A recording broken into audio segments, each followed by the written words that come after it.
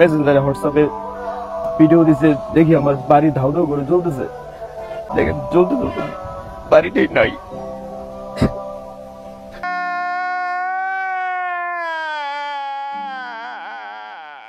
Hello everyone, কি অবস্থা সবার? আশা করি সবাই খুব ভালো আছেন। সকালে একটা নিউজ দেখে খুবই কষ্ট পেলাম। জনপ্রিয় কন্টেন্ট ক্রিয়েটর কাফি ভাইয়ের বাড়িতে আগুন। কে বা কাহারা যেন আগুন লাগিয়ে দিয়েছে। এই কাজ যেই করুক না কেন মোটেও ঠিক করেনি। তার ব্যক্তিগত কাজের জন্য পুরো সোশ্যাল মিডিয়া জুড়েই সমালোচনার শিকার হয়েছেন। তিনি একটা বই লিখেছেন যেখানে তার প্রাক্তন এবং বইমেলার বিভিন্ন কর্মকাণ্ড এবং মেয়েদের নিয়ে কথা বলেছেন। এতে করে অনেকেরই ভালো লাগেনি, আবার অনেকেই সম্মত করে বলেছেন ভাই মনের কথা বলেছেন আপনি। তাকে নিয়ে অনেকেই দুষ্টামি ফাতরামি মজা করেছেন। কিন্তু ভাই তার বাড়িতে আগুন কেন?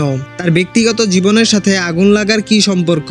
এই কাজটা হতে পারে তাকে যারা পছন্দ করে না বা তার বই লেখার জন্য। আবার এও হতে পারে তিনি স্বৈরাচারের পতনে এক মুখ্য ভূমিকা পালন করেছে ছাত্রদের পক্ষে থেকে।